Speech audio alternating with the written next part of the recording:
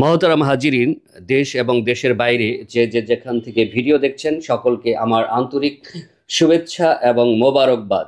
আসসালামু আলাইকুম। আমি রনি আহমেদ সালাফি।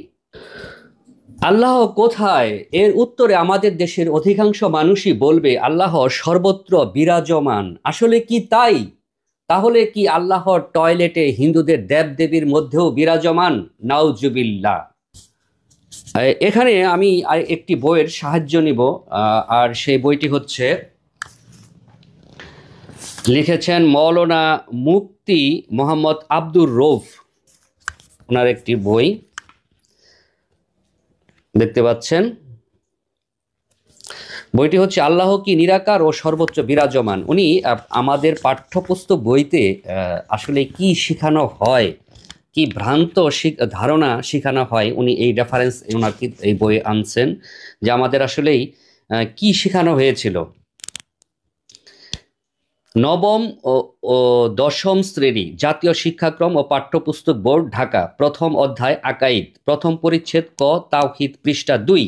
সেখানে বলা হয়েছে যে আল্লাহ তিনি অদৃশ্য ও নিরাকার অথচ সর্বোচ্চ বিরাজমান। তাহলে ইসলামী নবম দশম শ্রেণী পাঠ্যপুস্তক বইতে আকিদা শেখানো হচ্ছে কি যে আল্লাহ সর্বত্র বিরাজমান। কিন্তু আমার প্রশ্ন হচ্ছে, এখানে আল্লাহ নিরাকার ও সর্বোচ্চ বিরাজমান কথাটি ইসলাম শিক্ষার হিসাবে প্রমাণ করার চেষ্টা করা হয়েছে, কিন্তু ইসলামের প্রকৃত শিক্ষা হলো আল্লাহর সাকার এবং আরশের তিনি নিরাকার নন এবং সর্বত্র বিরাজমান নয়। আবার দেখেন হিন্দু ধর্মের শিক্ষা কি, হিন্দু ধর্মের আকীদা কি। জাতীয় শিক্ষাক্রম ও পাঠ টেক্সট বুক বোর্ড, ঢাকা। চতুর্থ পাঠ ঈশ্বরবাদ, 23, 24, 25 পৃষ্ঠা। ব্রহ্মা ঈশ্বর, তিনি এক অদ্বিতীয়, তিনি নিরাকার ও সর্বব্যাপী, মানে সর্বত্র। অর্থাৎ এখানে একটা জিনিস বোঝা যাচ্ছে যে ইসলামী যে আকীদা বইয়ে যা শেখানো হয়েছিল মুসলিমদেরকে, সেখানে বলা হয়েছে যে আল্লাহ সর্বোচ্চ বিরাজমান, আর হিন্দু ধর্মগ্রন্থেও বলা হচ্ছে যে আল্লাহ সর্বত্র বিরাজমান। তাহলে এখানে হিন্দু ধর্ম তার শিক্ষার লেখকগণ এই কথাগুলো নিয়েছেন তাদের বেদ হতে, কিন্তু ইসলাম শিক্ষার লেখকগণ আল্লাহ নিরাকার এবং সর্বোচ্চ বিরাজমান এই কথাটি তারা কোথায় পেলেন? এর কোনো প্রমাণ নেই, এর কোনো ভিত্তি নেই। ইসলাম শিক্ষার লেখকগণ হিন্দু ধর্মের শিক্ষাকে ইসলাম শিক্ষা বলে চালিয়ে দেওয়ার অপচেষ্টা করেছেন। আমাদের দেশে অধিকাংশ আলেম মুফতি এবং যারা সুন্নি রয়েছেন তারা ইমাম আবু হানিফাকে অনুসরণ করেন এবং মানেন, কিন্তু আমার প্রশ্ন হচ্ছে যে তারা ইমাম আবু হানিফাকে মানেন ঠিকই, কিন্তু ইমাম আবু হানিফার আকীদা তারা মানেন না।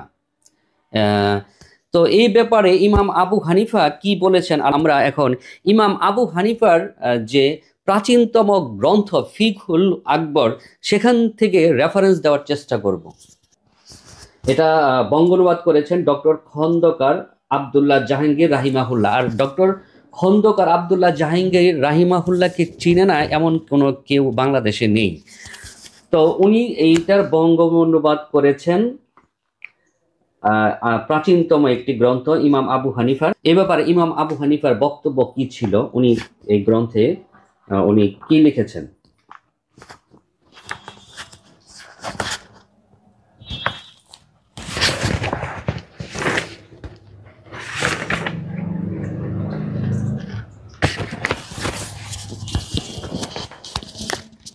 প্রথমেই 1 নাম্বার একটি রেফারেন্স আমি ওনার বই থেকে উল্লেখ করতে চাই। এটা হচ্ছে 254 নম্বর পৃষ্ঠায়।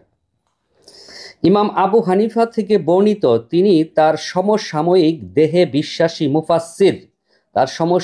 দেহে বিশ্বাসী মুফাসসির মুকাতিল ইবনে সুলাইমান 150 হিজরি এর পত্রের উত্তরে লেখা তার পত্রের একটি অনুচ্ছেদে লিখেন, মহান আল্লাহ বলেছেন তিনি আরশের উপর ইস্তেওয়া অর্থাৎ অধিষ্ঠান বা অবস্থান গ্রহণ করেছেন। সত্যিই কি তিনি তা করেছেন? আমাদের রবের কিতাব এ বিষয়ে যা বর্ণনা করেছেন এখানেই আমরা থেমে যাই।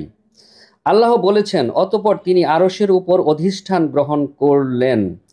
আপনি নিশ্চিত জানুন যে তিনি যা বলেছেন বিষয়টি তাই।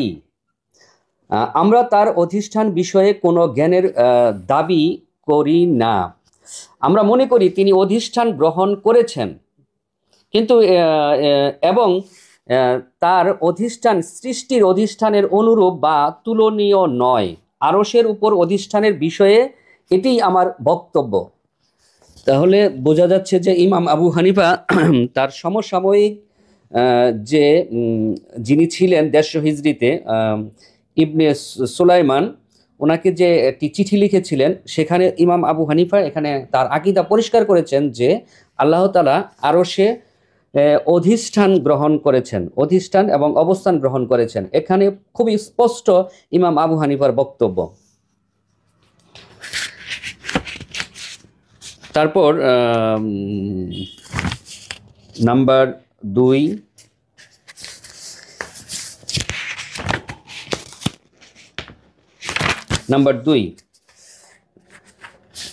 ইমাম আবু হানিফা রাহিমাহুল্লাহ বলেন, যদি কেউ বলে যে আমার রব আকাশে না পৃথিবীতে, তা আমি জানি না, তবে সে কাফির হয়ে গেল। তার মানে বোঝা যাচ্ছে যে যদি কেউ বলে যে আমার রব আকাশে না পৃথিবীতে, আমি তা জানি না, এই কথা যদি কেউ বলে তাহলে সে কাফের হয়ে যাবে। যদি কেউ বলে যে তিনি আরশের উপরে, কিন্তু আরশ কোথায়, আসমানে না জমিনে, তা আমি জানি না, তবে সেও অনুরূপ কাফের হয়ে গেল। কারণ আল্লাহ বলেছেন, উনি আবার পরবর্তীতে লাইনে পরিষ্কার ক্লিয়ারেন্স দিচ্ছেন যে কারণ আল্লাহ বলেছেন, দয়াময় আল্লাহ আরশের উপর, মহান আল্লাহকে ডাকতে হয় ঊর্ধ্বে, নিম্নে নয়। নিম্নে থাকা রুবিয়াত বা উলিহিয়াতের কোনো বিশেষত্ব নয়।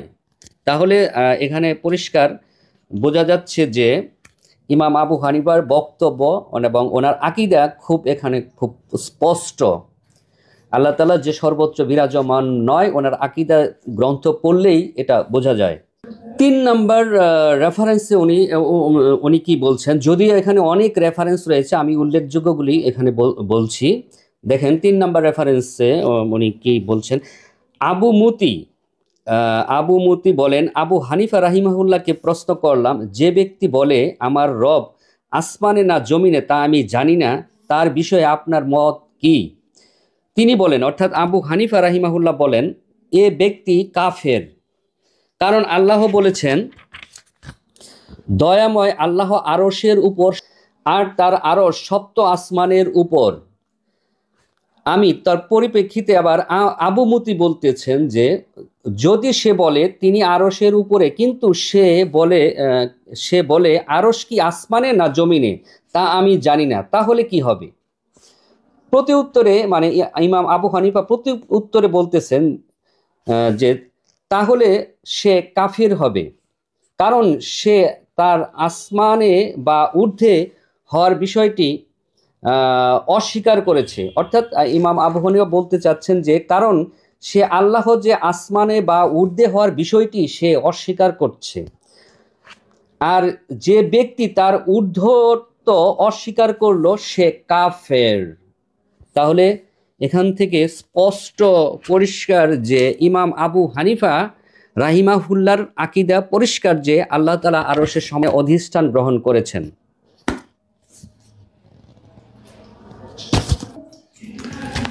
এবার আমি আরেকটি বিষয় আরেকটি কিতাবের রেফারেন্স দেখাবো। যারা মাওলানা দেলার হোসেন সাইদির ভক্ত রয়েছেন তারা নিশ্চয়ই তার আকীদা গ্রহণ করবেন, যেহেতু আপনারা তাকে ভালোবাসেন। আল্লাহ কোথায়? এই দেখেন, আল্লাহ কোথায়, মাওলানা দেলার হোসেন সাইদি। উনি তার কিতাবে মাওলানা দেলার হোসেন সাইদি উনি তার লিখিত বইয়ে কি পরিষ্কার করেছেন, ওনার আকীদা কি ছিল আসলে এ ব্যাপারে।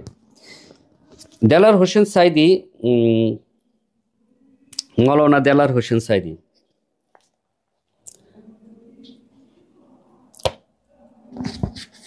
মৌলানা দেলাওয়ার হোসেন সাইদি বলেন, একথা যদি বলা হয় যে আল্লাহ তাআলা সব জায়গায় আছেন বা তিনি সর্বত্র বিরাজমান, তাহলে এটা প্রতীয়মান হয় যে তিনি পাহাড় পর্বত নদী নালা খাল বিল হাওর সাগর মহাসাগর আকাশ বাতাস আগুন পানি ময়লা তথা বাঞ্ছিত অবাঞ্ছিত সকল জায়গায় তিনি রয়েছেন।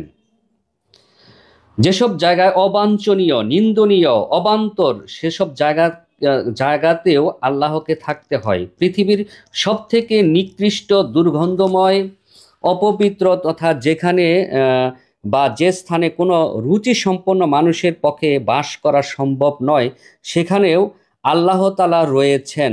নাউজুবিল্লাহ মিন জালেক। উনি তারপরে বলতেছেন যে নাউজুবিল্লাহ মিন জালেক।